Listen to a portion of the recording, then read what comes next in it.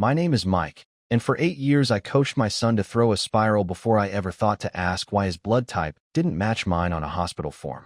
That's where this starts, if I'm honest. Not with a phone, not with a hotel receipt, but with a clipboard in a pediatric office and a nurse who thought she was making small talk. I'm 35. I teach 11th grade American history at Millbrook High, the same school I graduated from, and I help coach the varsity football team on Friday nights, mostly because I like being somewhere loud after a week of being quiet. My wife, Sarah, is 33, an ER nurse at the regional hospital 20 minutes north. We met in college, married 9 years ago, and built the kind of life you'd nod at if you saw it from the outside. A brick ranch house on Cedar Lane, 2 kids, a dog named Biscuit who sheds on everything, a minivan with a cracked visor mirror that neither of us had gotten around to fixing. Ethan is 8. Lily is 4. Ethan has my mother's stubborn chin and Sarah's quick laugh, and I used to tell people he had my eyes, though looking back now, I'm not sure anyone ever agreed with me out loud. I just said it enough times that it became true in my head. I want to be clear about something before I go further. I wasn't a man standing guard over his marriage, watching for cracks. I trusted Sarah the way you trust gravity, without examining it, without needing proof, because questioning it felt unnecessary and, if I'm being honest, a little insulting to both of us.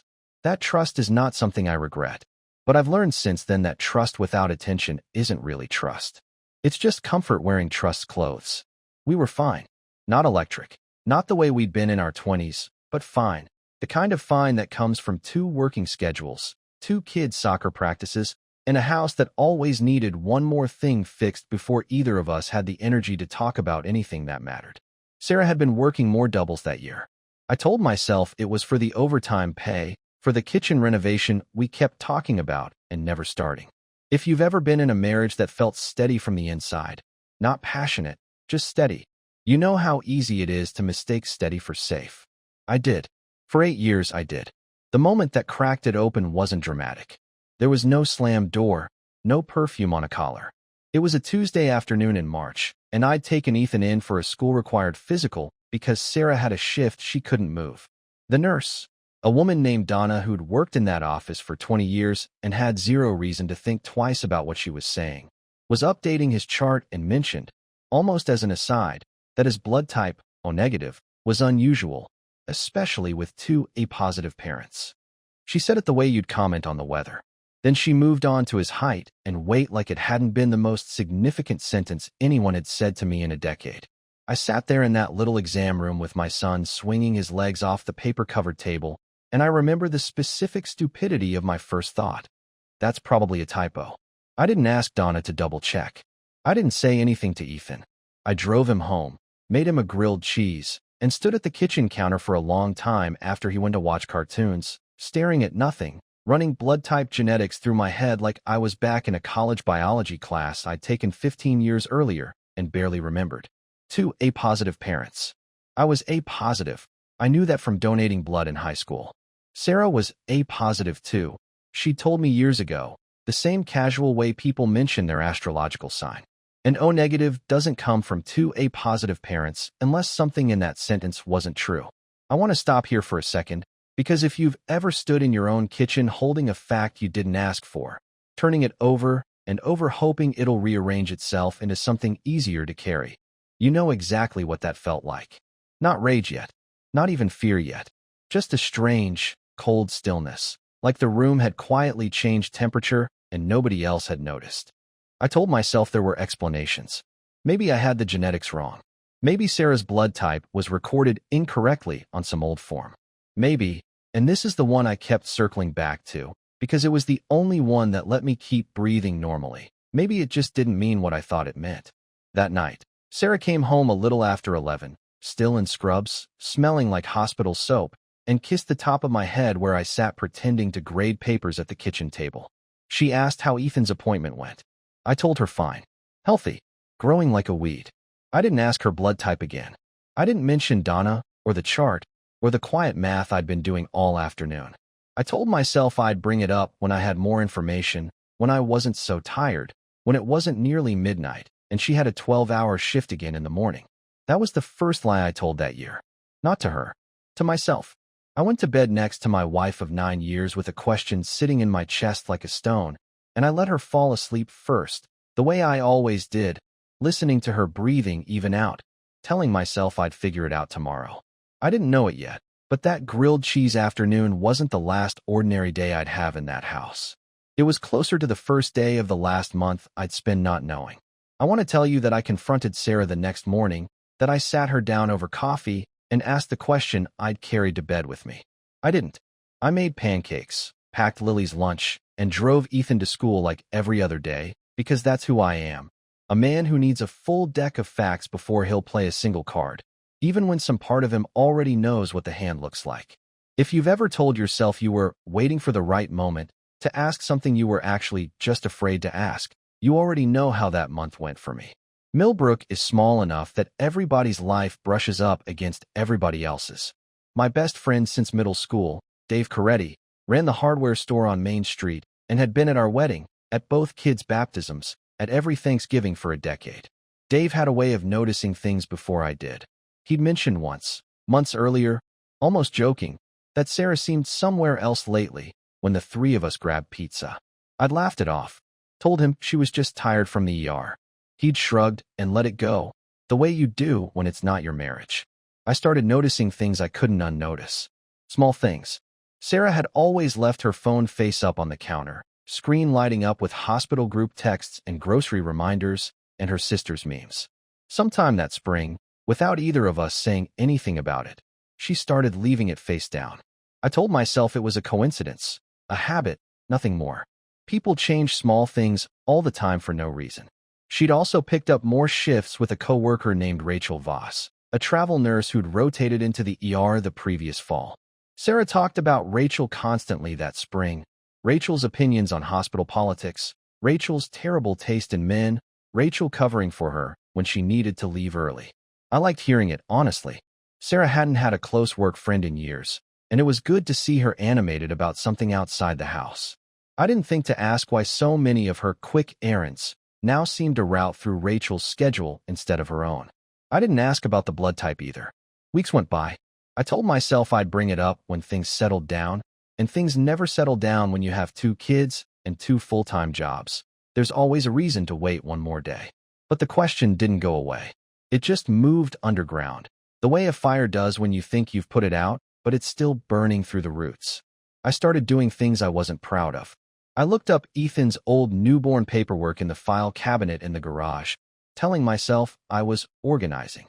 I found the original hospital blood type card from the day he was born, tucked into a folder with his birth certificate. O negative, right there in black and white, 8 years old, exactly like Donna had said.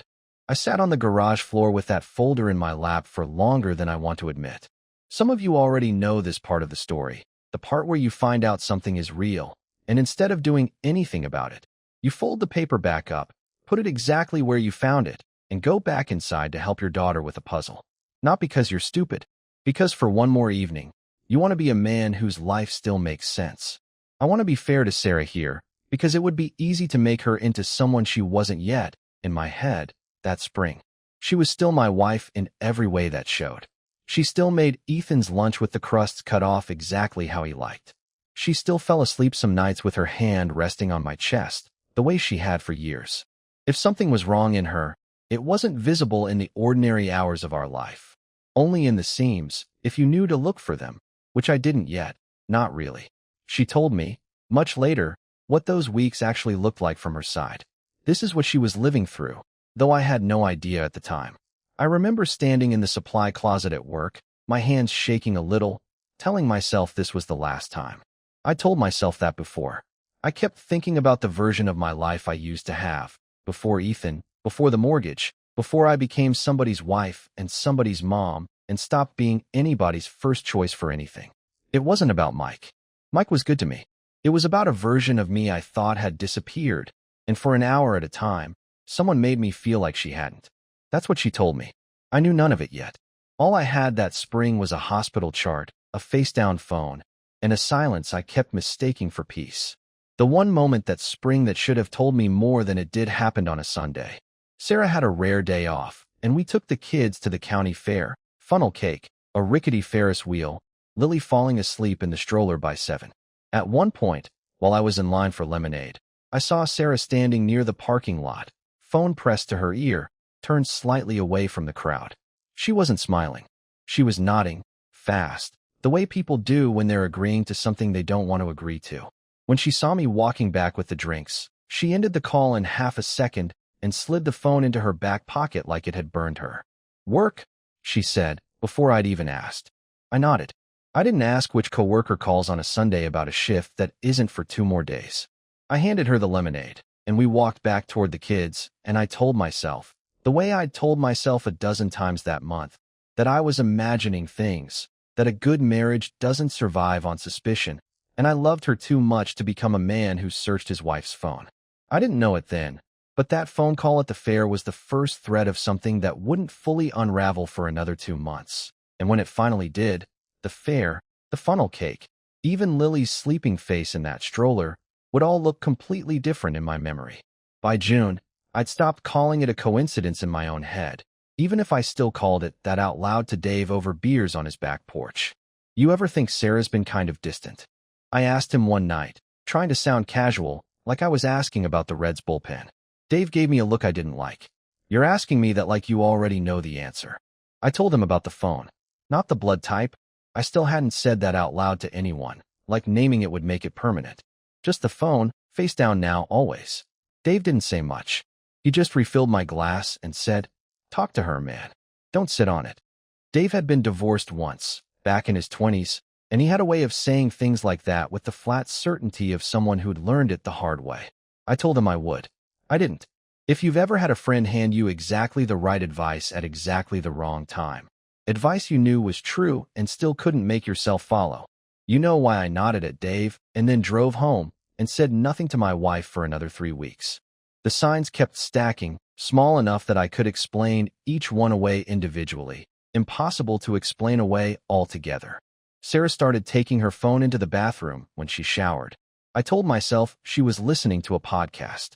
She started using a different perfume, something sharper than the vanilla one she'd worn for years, and when I asked about it, she said Rachel had given it to her as a joke gift, and she was just using it up. She flinched, actually flinched, when I came up behind her in the kitchen one evening and put my hands on her shoulders, a half-second of tension before she relaxed into it, like her body had reacted to something before her mind caught up. I want to stop here for a second. Because if you've ever loved someone and started collecting evidence against them without ever saying the word evidence in your own head, you understand exactly the specific loneliness of that. It's not the loneliness of being left. It's the loneliness of being present in your own life, while some other version of your life is happening just out of frame, and you're the only one who doesn't have the full picture yet. Ethan started acting out that month too, and it took me a while to connect it to anything. He got sent home from school once for shoving a kid on the playground, completely unlike him. He started asking, out of nowhere at dinner one night, why Mommy worked so much now. Sarah answered smoothly, something about the hospital being short-staffed, and Ethan accepted it the way kids accept most adult explanations, without really believing them. I noticed the exchange and let it go. Later, I'd understand that Ethan had picked up on something long before I let myself. She told me, much later, about a night that spring I knew nothing about at the time. This is what she said. "I almost told you. That night in the kitchen, when you asked why I seemed tired all the time, I had the words in my mouth. I remember exactly where I was standing, by the sink, and I thought, if I say it now, it's real, and I can't take it back. And some part of me wanted that. Wanted you to make me stop, because I couldn't make myself stop. But you asked if I wanted tea instead, and I said yes. And the moment closed up again, and I hated myself a little more for how relieved I felt." That's what she told me. At the time, all I knew was that she'd seemed distracted over a cup of chamomile tea, and I'd let it go because the kids needed baths. The subplot that would eventually collide with everything else started small that same month, almost invisible against the bigger thing I was circling. My younger sister, Amy, had been staying with us on and off since her divorce finalized in the spring, sleeping in the guest room, helping with the kids, generally around the house more than usual. Amy worked reception at the same hospital Sarah did, different department, but the hospital was small enough that everyone crossed paths in the cafeteria. One evening in June, Amy mentioned, almost in passing while drying dishes, that she'd seen Sarah having lunch with some guy from radiology a couple times that month. She said it lightly, like gossip, not accusation. Guess she's making new work friends, and I laughed it off in front of her the same way I'd laughed off Dave. But it lodged in me. A guy from radiology. Not Rachel. A name I didn't have yet, attached to a face I couldn't picture, folded in with the blood type and the face-down phone and the flinch in the kitchen, until the pile of small things stopped feeling like separate small things and started feeling like the edges of one large thing I still couldn't see clearly. I did something that month I'm not proud of, and I want to be honest about it rather than pretend I handled all of this with some kind of quiet dignity. I went into Sarah's email on the shared family laptop, not her phone. I didn't have the nerve for that yet, and searched her name against the hospital directory, trying to find out who worked in radiology. I found 3 names. None of them meant anything to me. I closed the laptop and sat in the dark of my own office for 20 minutes, ashamed of myself in a way I couldn't fully explain, because searching felt like a betrayal of the very trust one was trying to find justification for not trusting anymore. Looking back now, that was the moment I should have just asked her directly instead of turning myself into someone who searched through directories in the dark. I know that now. I didn't know it then. The last week of June, Sarah told me she'd been asked to cover a 2-day nursing conference in Cincinnati, professional development, hospital-sponsored, hotel, and everything paid for. She seemed genuinely excited about it, the most animated I'd seen her in weeks, talking about which sessions she wanted to attend, joking that she'd finally get to sleep in a bed without a 4-year-old's foot in her back. I helped her pack. I zipped her suitcase. I kissed her goodbye in the driveway on a Thursday morning while Ethan waved from the porch in his pajamas, and I told her to drive safe. And I meant it. In some part of me, the part that had been quietly gathering names and dates and unexplained perfume for 2 months, already knew that whatever I found out next wasn't going to happen in Cincinnati at a conference at all. I didn't know it yet, but the 2 days she was gone weren't going to answer any of my questions. They were going to be the quiet before the moment that answered all of them at once, and it wouldn't come from anything I went looking for. It would come from someone else entirely, in a way I never saw coming. Sarah left for Cincinnati on a Thursday morning, and I spent the next 2 days being, by all outward appearances, a perfectly normal husband home alone with 2 kids for a weekend. I made mac and cheese from the box. I let Lily watch too much television. I drove Ethan to a birthday party at the trampoline park and made small talk with other parents about school pickup lines. And the whole time there was a low hum underneath everything, like a refrigerator you only notice when it finally stops. Amy was staying with us that week, which turned out to matter more than I expected. Friday evening, after the kids were in bed, she sat with me at the kitchen table while I graded a stack of essays I wasn't really reading, and she brought up the radiology comment again, unprompted, in that offhand way she had. I asked around a little, she said, not quite meeting my eyes. The guy I saw Sarah with, his name's Chris Hendricks. Newish. Transferred in from a hospital in Dayton last fall. I didn't say anything for a second, just sat there with a red pen in my hand, hovering over a sentence about the Louisiana Purchase. I probably shouldn't have said that, Amy added quickly, reading my face. It's probably nothing, Mike. People eat lunch together. Yeah, I said. Probably. Neither of us believed it, and I think we both knew the other one didn't either. That's the strange thing about family. Sometimes the people who love you most are the ones handing you pieces of a puzzle you didn't ask for, because they can't stand watching you walk around not seeing what they see.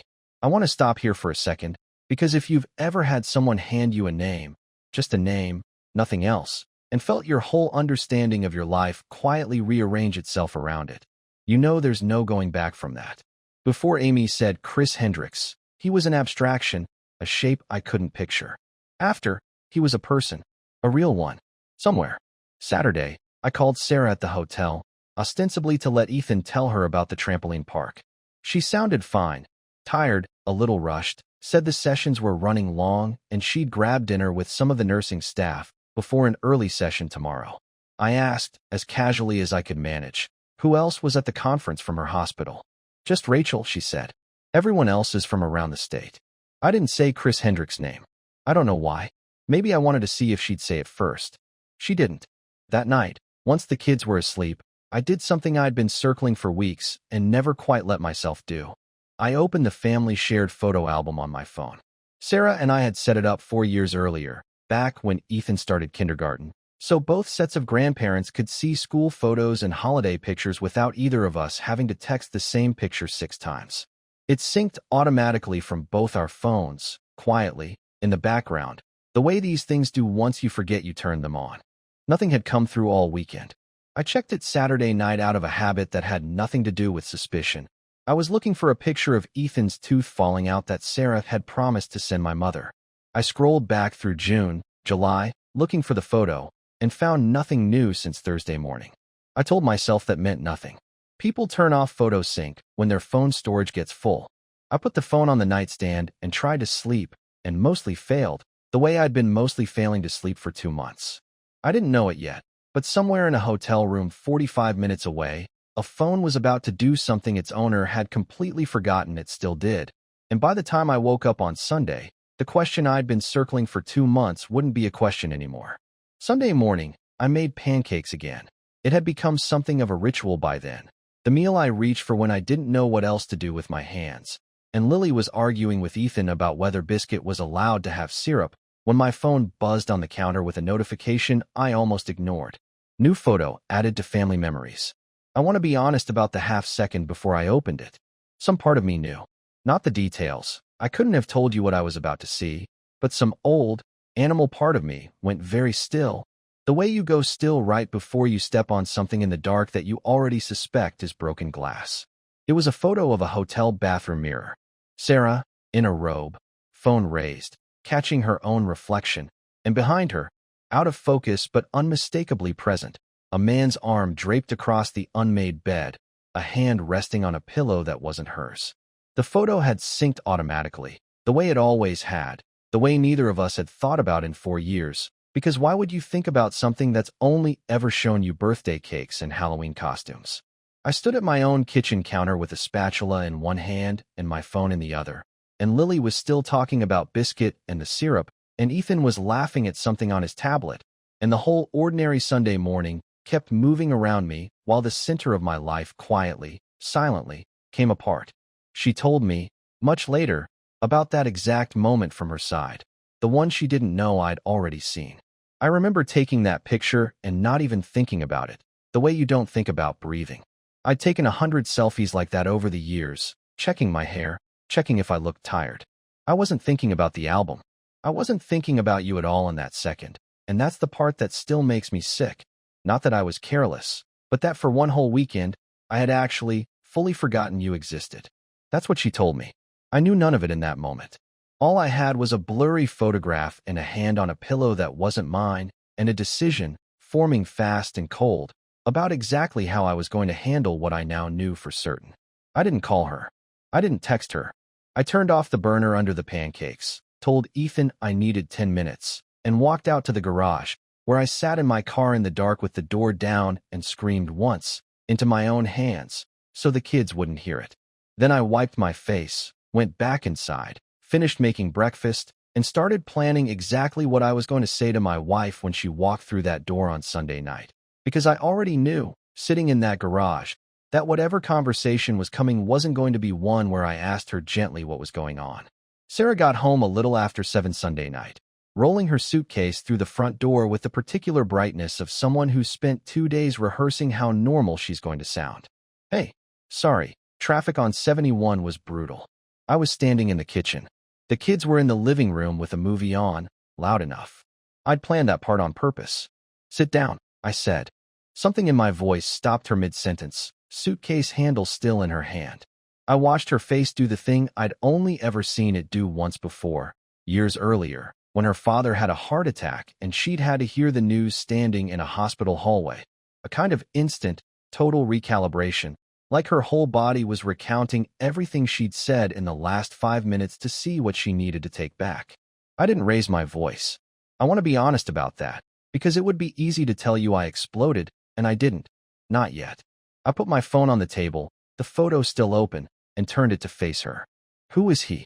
It wasn't a question. I'd stopped asking questions I already knew the answer to. Sarah looked at the screen for a long moment. I watched the denial start forming before she even opened her mouth. I'd seen her do it with the kids 100 times, That half second where a parent decides which version of the truth is coming out. That's not, Mike, that's not what it looks like. It's a picture of your hotel room. There's a man's arm on the bed behind you. I can explain the timing of that. She stopped. Started again. Rachel was in the room too. We were all just hanging out after the sessions. It got late and... His name, I said. Just tell me his name. I laid it out for her then, piece by piece, the way I'd been rehearsing in the garage the night before without letting myself admit that's what I was doing. The face-down phone. The perfume. The photo sync she'd forgotten still existed. Chris Hendricks, radiology, transferred in last fall. Each time I set another piece down, I watched her reach for a different explanation, and each time, I just waited, flat, until she ran out of room to move. It wasn't serious, she said finally, her voice cracking. We were just talking mostly. It wasn't what you. Sarah. Okay. Her hands were shaking. Okay. It happened. A few times. It's not. I don't even know how it started. It just. And then she stopped completely. Not the stopping of someone caught out of words. The stopping of someone about to say something much worse than the thing she'd just admitted to. There's something else, she said. And I need you to let me say all of it before you say anything. I didn't answer. I just stood there with my arms crossed, waiting, the way you wait for a second impact after the first one's already knocked the wind out of you. She finally spoke. This is what she told me, almost without breathing, like she'd been holding it for 8 years and it had finally found the door. Before you and I got married, during that break we took, that spring, I was with Jason for a few weeks. Just once, really, but once was enough.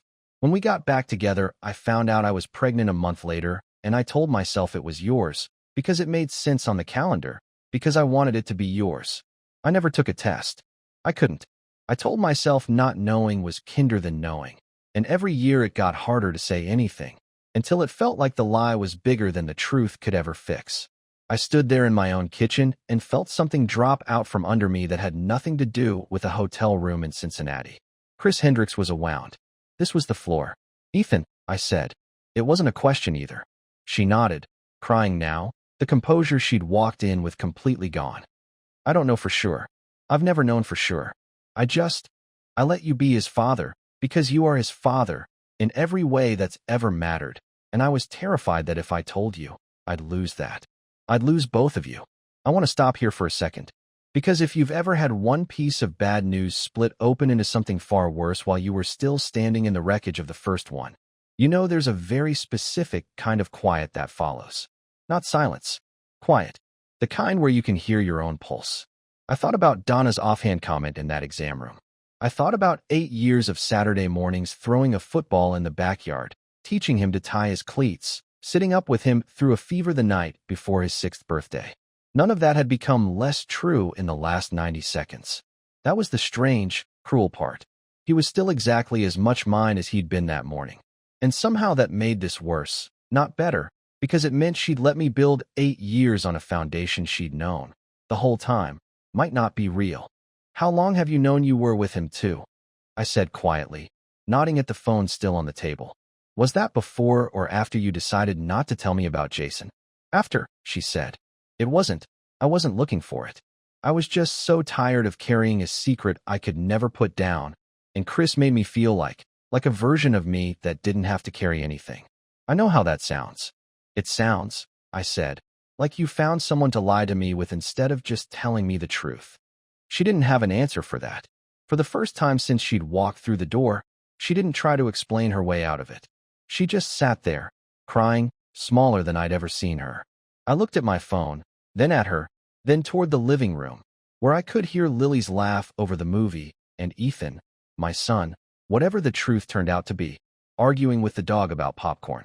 I need you to sleep in the guest room tonight, I said. My voice didn't shake, which surprised me more than anything else that had happened in the last hour. And tomorrow, I'm calling a lab. Not because it changes anything about how I feel about him, because I'm done not knowing things in my own house. I didn't know it yet, standing in that kitchen, that the lab results wouldn't be the hardest part of what was coming. The hardest part would be a conversation with Jason Miller I never saw coming. One that would make it clear exactly how many people had known this secret before I ever did. The test came back 9 days later. I remember exactly where I was standing when the lab called. In the parking lot of the school, between 5th and 6th period, my planner still open on the hood of my car. Ethan was not biologically mine. I'd braced for it, and it still landed like something physical, a fist to a spot I thought I'd already numbed. But I want to tell you what happened in the 60 seconds after I hung up that phone, because it surprised me more than the result itself. I thought about the fever the night before his 6th birthday. I thought about the spiral throw, the cleats, the 1,000 ordinary Tuesdays that had made him mine in every way that had ever counted for anything. The number on that lab report didn't touch a single one of those memories. It just confirmed something I'd already, quietly, decided the night in the kitchen. That fatherhood isn't a blood type. It's 8 years of showing up. The Jason conversation happened almost by accident, the same way everything in this story seemed to. Jason Miller still lived 2 towns over. Sarah's college friends had stayed loosely in touch with him over the years, and it took Amy exactly 1 phone call to track down a number. I drove out to see him on a Saturday, told Sarah nothing about it beforehand. He was as surprised as I was, genuinely, visibly shaken, sitting across from me at his kitchen table with his hands wrapped around a coffee mug he never drank from. He had no idea. Sarah had never told him she might be pregnant that spring, had let him disappear from her life completely once she and I got back together. He offered, unprompted, to take his own test if it would help anything settle for me. It wouldn't have. By then, I already knew everything I needed to know. Sarah moved out 3 weeks later, into her sister's spare room across town. I didn't throw her things on the lawn. I'm not that man. Whatever the anger cost me some nights alone in that house. I packed her boxes calmly, in an afternoon, and left them by the door for her to collect. I want to be clear that the calm wasn't peace. It was just what was left once I'd finished being loud, alone, in the garage, on nights she wasn't there to hear it. Chris Hendricks didn't last.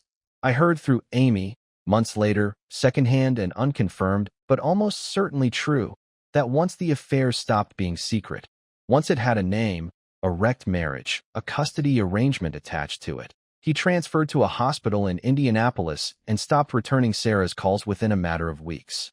He never faced anything I did to him directly.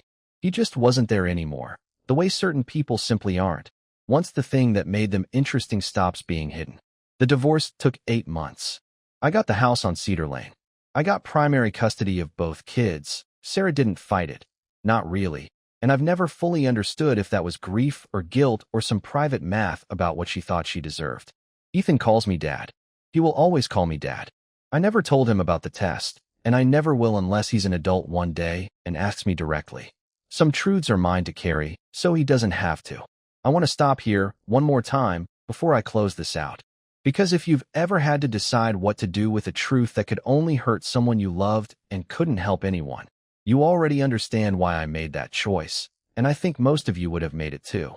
Sarah, as far as I know, is still seeing a therapist twice a week. She reached out once, about 4 months after the divorce was final, wanting to talk about what we could rebuild. I told her, gently, that there wasn't a version of rebuilding I was interested in. She asked if there was a way back. I told her there wasn't. That was the whole conversation. Shorter than either of us probably expected. I started sleeping through the night again sometime that winter. I'd forgotten what that felt like. Actually forgotten. The way you forget a smell until it's back in front of you. Lily still asks, sometimes, why Mommy lives in a different house now, and I tell her the truth in pieces small enough for a 5-year-old to hold. That Mommy and I love her and Ethan very much, and some grown-up things just don't work out the way people plan. I coach Ethan's Pop Warner team on Saturdays now. He's got my mother's stubborn chin still. I stopped needing to say he has my eyes. That's my story. A hospital chart, a photo that's synced by accident, a coffee mug Jason never drank from. I've had some time to sit with all of it since, and a few things stayed with me that I don't think I'll ever unlearn. I learned that the moment you notice something is wrong is usually not the moment you should wait to ask about it. There was also the face-down phone, which taught me that I'd rather know an uncomfortable truth early than a devastating one late. And underneath all of it, I learned that love without honest attention isn't really love. It's just 2 people hoping the other one doesn't need anything too complicated from them.